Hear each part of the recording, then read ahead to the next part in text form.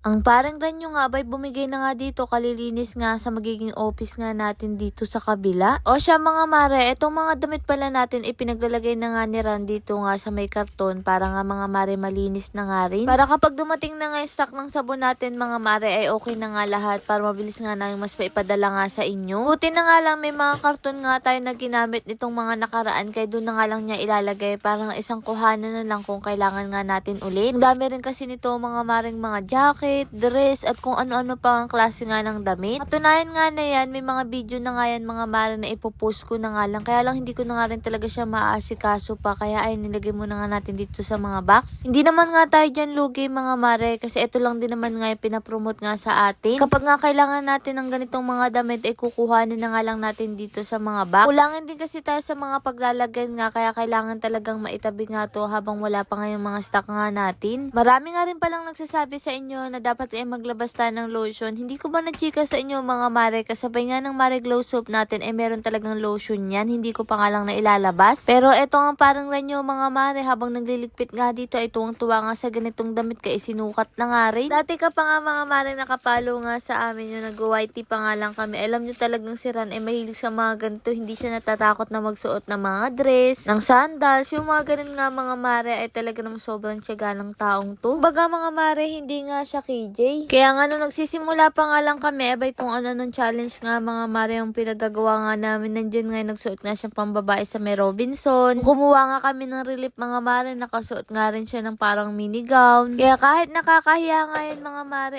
push na push nga yan. Pero tingnan nyo naman nga, nagsawa nga dun sa dress at nakita naman nga ito. Siguro mga mare, may pusong babae nga rin itong si Ran. Ayaw lang talagang ipahalata. Sabi ko naman sa kanya, tanggap ko naman nga mga mare kung anong kasarian ang gugustuhin niya. Dati kasi mga mare ng bata-bata ko, gusto ko talaga maging jowa ay bakla. Kaya kung ganun siya, okay lang naman sa akin mga mare. Pasensyahan nyo na nga rin mga mare kung ano-ano nga ang maririnig nyo. Paano ba naman itong sigil ko, ano-ano kinakatikot dito sa tabi ko. At eto nga mga mare, pumunta na naman nga ako sa eskwelahan para nga magpa-check nga ulit ng research nga natin. Palagi na nga lang talaga malaki ang bag ko. Paano nandyan nga lahat nga ng mga papel. At syempre may dala nga rin tayong laptop kaya kailangan talaga malaki yung bag ko. Kaya kahit hindi bagay sa outfit natin ay go lang yan. Pero ayun nga, may mga kailangan pa nga rin ayusin. Kaya naman nga mga mare, and pumunta muna nga kami dito para makapagpahinga at ayusin muna nga. Bandang alas 5 na nga rin kami nakauwi nga ng mga araw nga na yan. At eto nga mga mare, pagising ko pa nga lang nakita ko na nga yung mukha ko namamaga. Pero ang totoo niyan, gusto ko lang ipakita sa inyo mga mare, kapag nga oily face kayo ay mawawala yun kapag gumamit kayo ng Mare Glow nga natin. Pansin ko din kasi mula nga nung gumagamit na ako ng Mare Glow, talaga naman nga mga mareng nawala yung pagiging oily face ko. At syempre, hindi lang naman nga ako mga mare ang nakasubok nga nito. Marami rin akong nabasang ganun. Kung mahanap ko nga yung feedback, ay papakita ko na nga lang sa inyo mga mare. At pagkatapos ko nga maghilamos, nagbihis na nga lang din ako para pumunta nga ulit dito sa kabila. Buti na nga lang din mga mare, hindi nga natin ibenta nga itong kabila. Kaya malaking bagay nga dahil nga sa mga stock nga natin. Siya itong si Ran, pumunta nga rin dito mga mare para ilagay nga dito yung mga lalagyanan o yung mga storage. May habang nag-asikaso nga kami dito mga mare, ayan, eto nga maglolo ay pumunta na naman nga dito. Mamaya hahanapin na naman nga ng lola niya. Nga rin hindi ko napapasyal nga itong si Gael mga mare na kaming tatlo lang dahil nga ayoko nga rin na mainip nga si mama dahil ito lang talagang libangan niya si Gael. Yun na nga rin mga mare si tatay. Kaya talagang kapag lumalabas kami ay kumpleto nga kami mga mare. O siya, eto't nakahanda na nga rin yung mga bubble wrap. Ang pangayan mga mare, kaya nung bibili pa nga ulit nga tayo. Nga dito mga mare sa gilid ay mini office na nga rin natin para nga kapag nagpiprint nga tayo or may mga kailangan nga tayong gawin ay meron nga tayo ditong table. Ganun naman talaga kapag sa una nga mga mare, kapag nga nagnenegosyo nga tayo, magsisimula muna nga tayo sa umpisa na maliit. Kapag nga mga mare lumago, saka na nga lang tayo magkakaroon ng magandang office. Pero sa totoo lang, maganda rin naman nga dito. Maraming pong salamat sa lahat ng blessing. Siyempre sa inyo mga mare, paano ba yun? Bukas na lang ulit.